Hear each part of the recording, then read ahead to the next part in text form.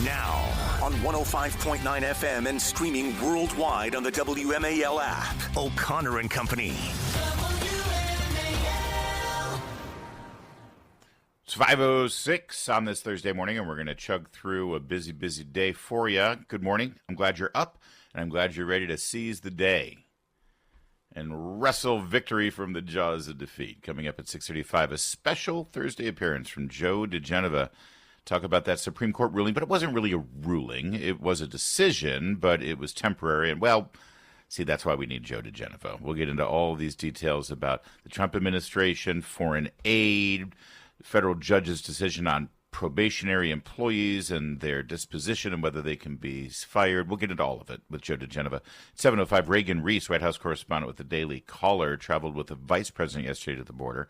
7:35, Representative Andrew Clyde is going to join us, talk about his move to rename Black Lives Matters Plaza and how it's going to evolve. 8:05, KT McFarland, and at 8:35, Chuck Thies, D.C. political analyst, talk about President Trump's challenge to Mayoral Bowser to clean up the city, get rid of the criminal vagrants on the streets. If she doesn't do it, then Trump will do it. We'll get into all of that with our friend Mercedes Schlapp, who's with us all morning. Good morning, Mercedes. Good morning. Good morning. Good morning. Couldn't hear you good enough. Are we good? Oh, there she is. All right. Hello, Mercedes. Yeah, can you hear me? Yeah, I'm great. I'm still kind of thinking through this, that the Hamilton's canceled for the Kennedy Center, canceled its shows. I'm kind of stuck there. So you're going to need to get me off of that. I knew you were going to want to talk about that. Yeah. I know. Because I want you to sad. become president of the Kennedy Center. So this is, you would have negotiated. For that $5 million salary? Yeah, exactly. I'll do it for half. Exactly. I have thoughts about it. We will talk about it. Yeah, Hamilton announced that they couldn't possibly bring their show to the Kennedy Center because of the changes at the Kennedy Center. This, by the way, wasn't booked until spring of 26. This, so it's 2 years out. No, a year and a half. Year and several months out. Yes, it was March of 26, I believe, is when it was scheduled to be there. Yeah, I have plenty to say about it, but we'll get into that. Oh, great. Okay, good. Later. But just so you know, I'll cut to the chase. They're the ones who are using their show for politics, not the Kennedy. Well, I mean, their show is all politics. Well, it's pretty much. A hip-hop take on history. Alexander Hamilton. But it's a great show. It's a wonderful show. And everyone can see it for pennies on the dollar if you just get Disney Plus. That's the funny thing. True. It's like, you're not going to let me spend $200 to see it at the Kennedy Center with the third national tour cast, and I can see it for like $8 a month from the original Broadway cast. Twist my arm. It is so expensive. Gosh, the Kennedy Center is so expensive. It's yesterday, President Trump put out a statement to Hamas directly. So it's interesting. There was a report out that the Trump administration was doing direct negotiations with Hamas for the hostages and not deferring to the Netanyahu government in Israel. I don't know how true those stories were or not, but it was, it sort of caught your eye. It's like, whoa, wait a second. First of all, we don't negotiate with terrorists, number one. Number two, we should probably let Israel take the lead on this. We shouldn't directly negotiate without Israel being at the table, unless it's the only way to get our people out or, what have you. I don't know. We never got that verified. We don't know what the details are. What we do know is that in the middle of the day, President Trump put out a statement that, boy, imagine if our president had put this statement out on October 8th, the day after the massacre of October 7th in 2023. Listen to this statement. I'm going to read it to you. Shalom Hamas means hello and goodbye. Yeah, the word shalom is hello, but it's also goodbye. You can use shalom either way. So President Trump says to Hamas, shalom. Shalom, Hamas. It means hello and goodbye. You can choose. Release all of the hostages now, not later, and immediately return all the dead bodies of the people you murdered, or it's over for you. Only sick and twisted people keep bodies, and you are sick and twisted. I am sending Israel everything it needs to finish the job. Not a single Hamas member will be safe if you don't do as I say. I have just met with your former hostages whose lives you have destroyed. This is your last warning for the leadership. Now is the time to leave Gaza while you still have a chance. Also, to the people of Gaza, a beautiful future awaits, but not if you hold hostages. If you do, you are dead. Make a smart decision. Release the hostages now, or there will be hell to pay later. President Donald J. Trump. And Mercy, I saw the picture of the group of hostages and the families of hostages. There were recently released hostages, and then families of hostages who are still held there. And it looked like most of those people were the same group that that you had at CPAC 2 weeks ago now it was. I got to meet and talk with many of them. I mean, you look in their eyes and you will never be the same after having conversations with them. You got to interview a few of the family members on the stage. Yeah, I did. And I also met with two of the hostage survivors. Noah, which I know was with the president. She's amazing. She is amazing. The strength that she has.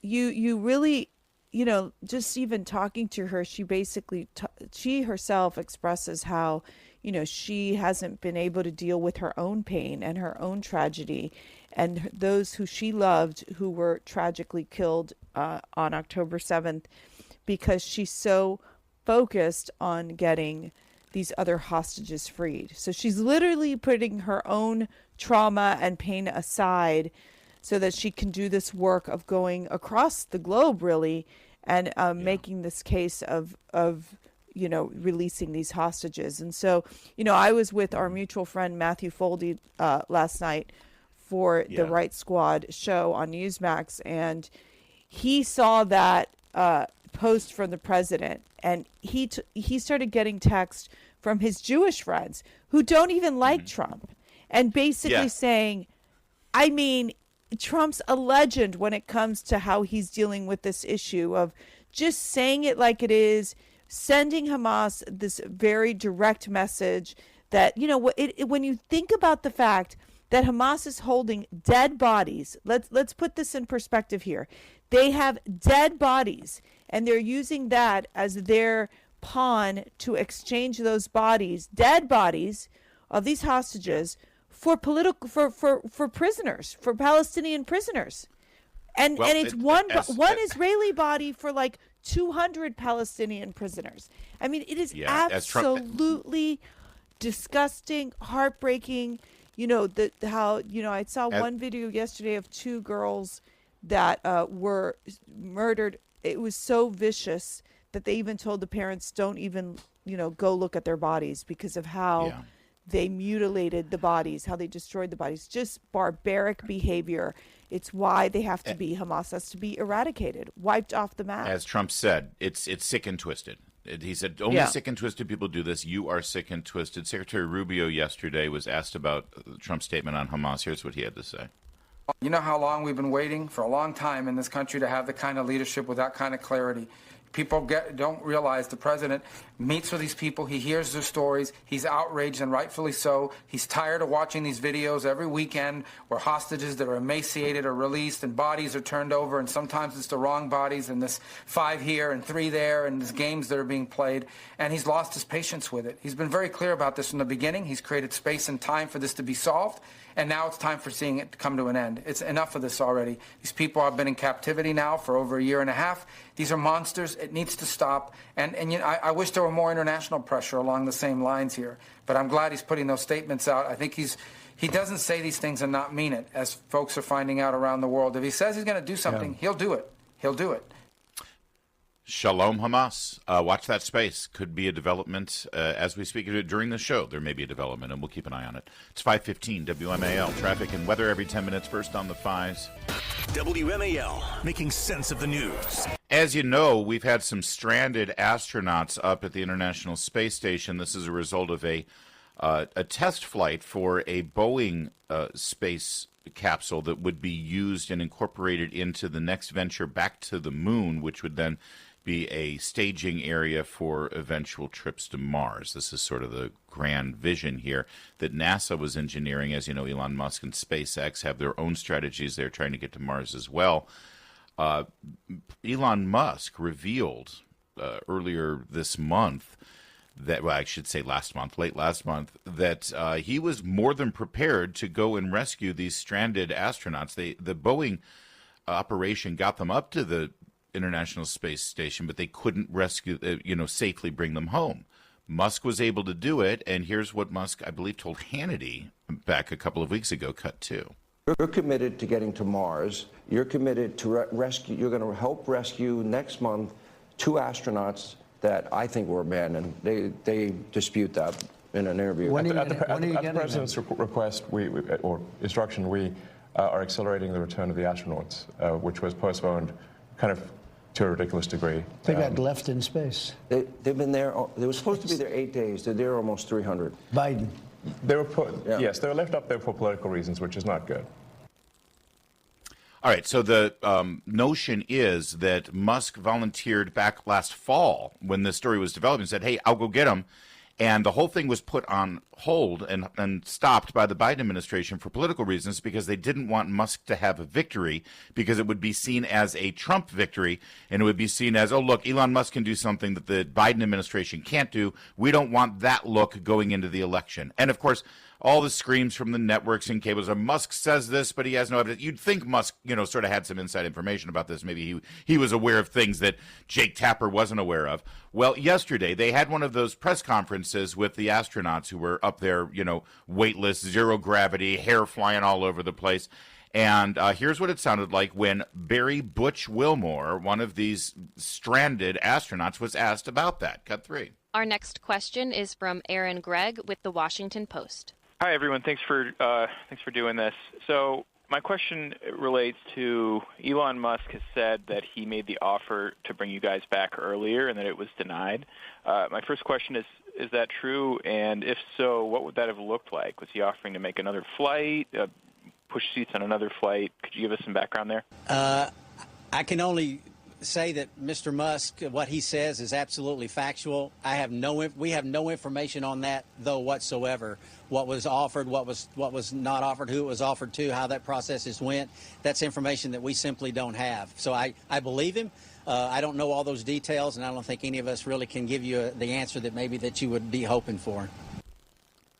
So it's funny how reporters took that.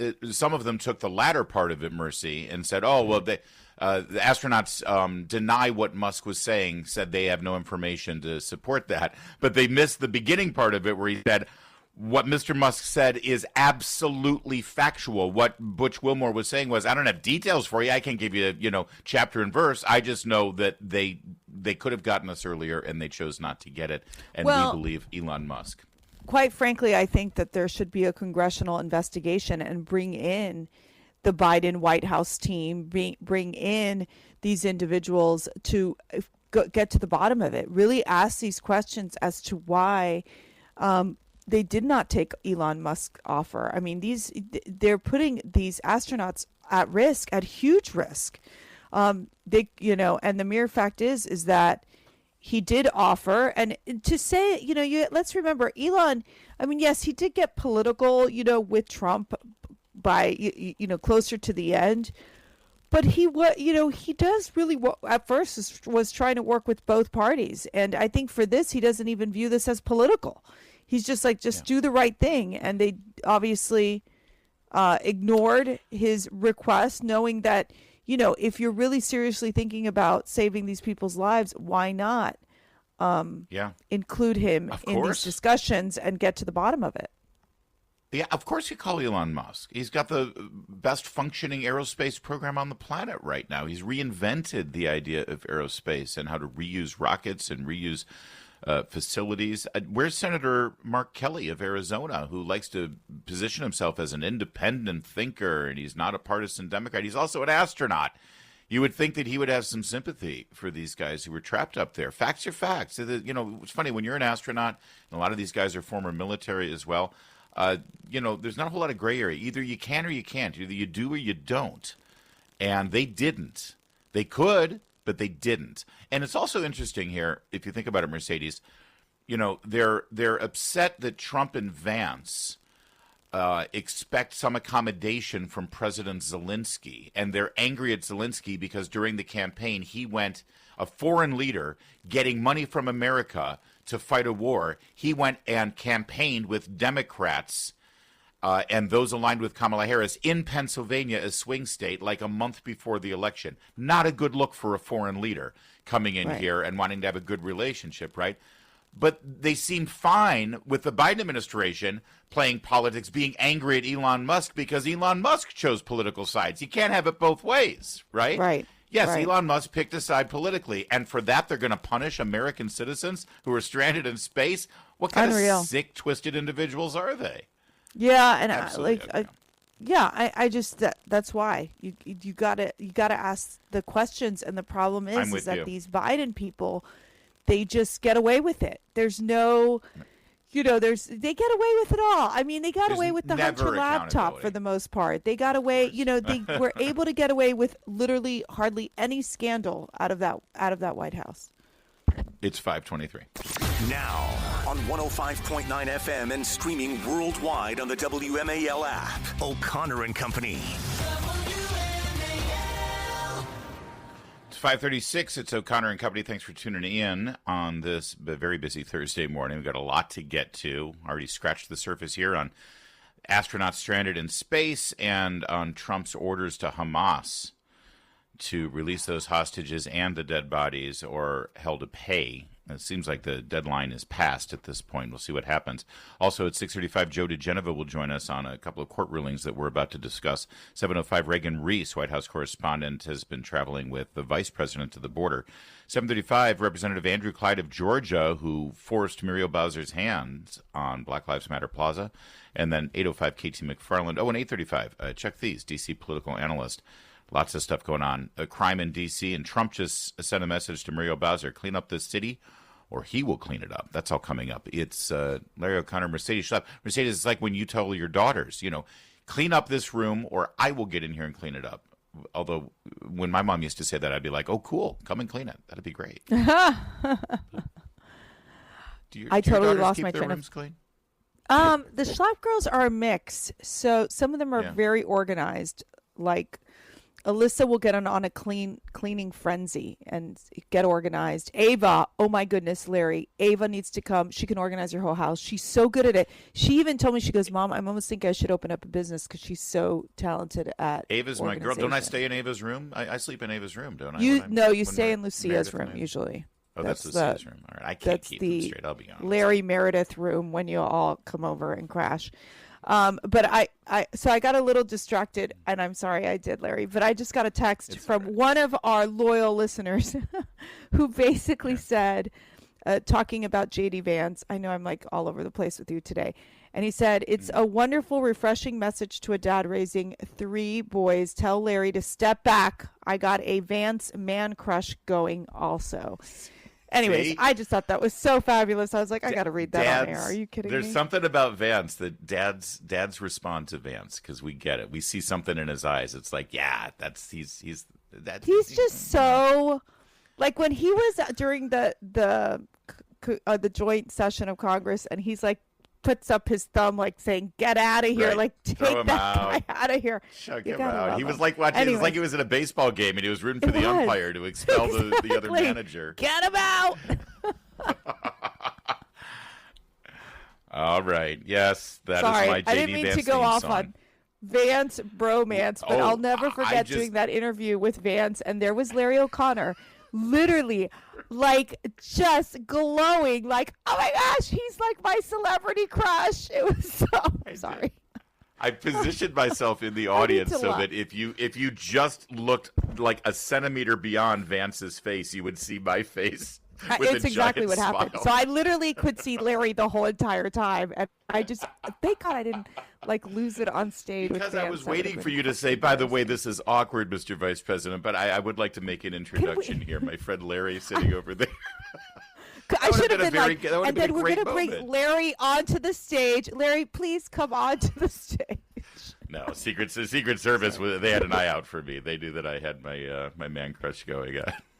JD, it's purely platonic. Crush. He's not my type. I don't like facial hair. Oh.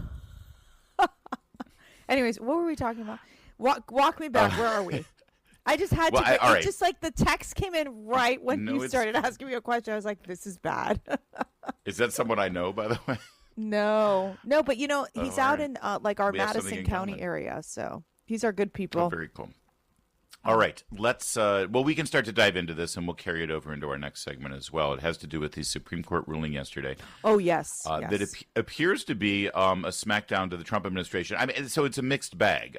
First of all, the bottom line is that by a 5-4 vote, with Chief Justice Roberts and Justice Amy Coney Barrett joining with the liberals, which is a pattern of behavior that is disconcerting to say the least, they have sided with a federal court judge that said that the Trump administration could not halt payments of up to $2 billion in aid to an agency. Now, the agency said, listen, we've already done this work. This is money that's we're out of pocket for this money.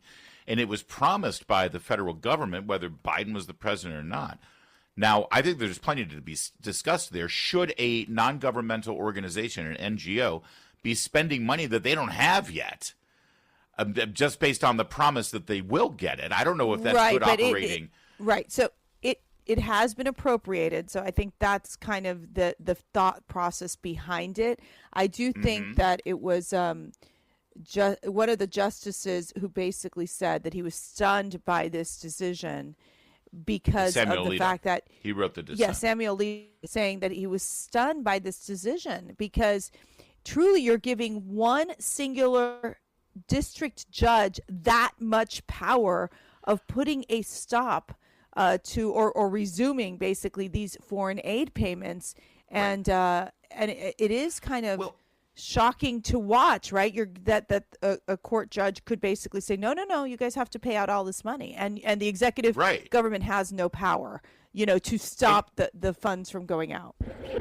And play this out for a minute. If the administration had decided, wait a second, we just discovered this NGO is doing business with terrorists, and we're not going to let, or drug cartels, or if this organization is in some way corrupt, we don't want to send taxpayer dollars there. We don't care if you've already spent your money and you're affiliated with Hamas. You're not getting a red cent from us. A judge shouldn't be able to come in there and say, oh, no, you got to do it because it's been appropriated. No, that's why you've got the executive branch to make judgments about those appropriations and say, well, fine, we can appropriate that money, but we can decide who's going to get it. We don't have to give it to these people, but this one judge said so. There's more nuance and there's more detail in this that you're not getting reported elsewhere, so we're going to give you a little bit more of that. And also, by the way, Joe DeGenova will join us to discuss this at 6:35. We've got more on that decision and a secondary decision out of San Francisco about whether the Trump administration can order employees to be fired, probationary employees. We'll get to that next. It's 5:43. Mark Levin, weekdays 6 till 9 on 105.9 WMAL, making sense of the news.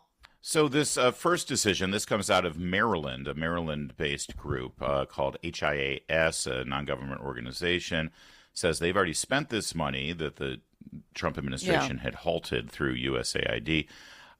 The judge had said, nope, you can't stop that money. Justice Alito, in his dissent, said that this was an act of judicial hubris, imposed a $2 billion penalty on American taxpayers, money that they could never get back. As I had just speculated, what if this NGO is affiliated with drug cartels or the mob or terrorists? The administration should still have the final say and say, nope, we're not going to give you any money here.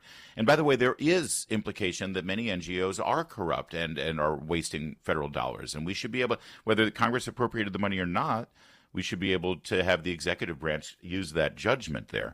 As I said, Chief Justice Roberts and Amy Coney Barrett joined the three liberal justices. And it should be noted that the court has told this lower court judge to clarify what obligations the government has to fulfill to ensure compliance with the temporary restraining order and with due regard for the feasibility of any compliance timelines. In other words, the judge didn't get it all right, and the Supreme Court said, work on the timelines, work on what you mean specifically. There is still room here for the Supreme Court to say, oh, no, you're totally overreaching. But it was definitely a setback for Trump. Setback for Trump. Now, the court did not immediately say when the money must be released. So this allows the White House to continue this dispute in the lower courts. So, but it is a setback, right? Because it brings up this question of this money that's been allocated, giving this judge this amount of power to say, you got to fund this. And in essence, not allowing the executive branch to basically review and make those decisions, right, Larry? Right. In terms of 100%. where the money is being allocated. And by the But way, they're this is saying like to Joe that- DeGenevieve. No, go ahead. Yeah, Joe DeGenevieve is going to join us at 6:35 to get to the Yeah. details, but I can tell you, I'll project ahead of time. This goes to an overarching judicial philosophy and constitutional philosophy about the powers of the executive branch, and this decision does not. They didn't hear arguments in open court about this. They just got, this wasn't an actual full Supreme Court decision. This was just an emergency order on the temporary restraining order that was put in there. There's larger issues that need to be decided here ultimately, and this will play itself out, and it needs to play itself out. Well, it is concerning. I mean, it is concerning because it does tie the hands of the White House, of the executive branch, and what they're able to do in terms of, what control they actually have.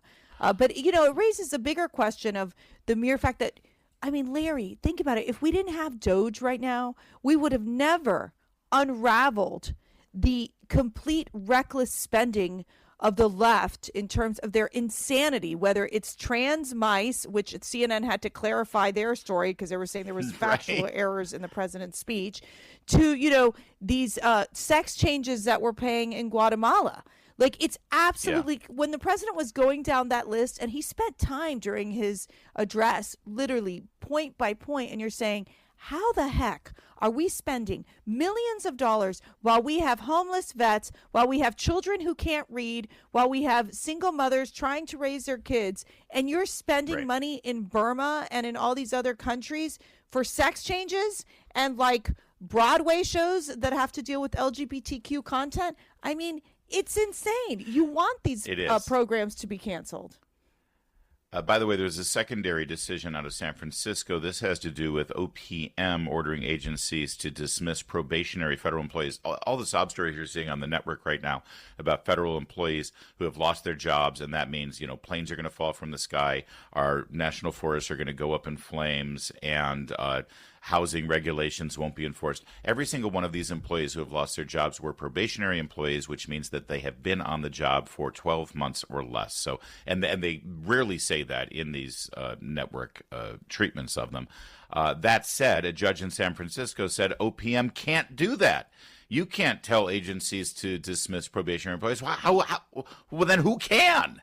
For God's sake. So that one needs to be challenged as well. They're finding judges to make decisions to protect the status quo, to protect government inefficiency, and to protect waste, fraud, and abuse.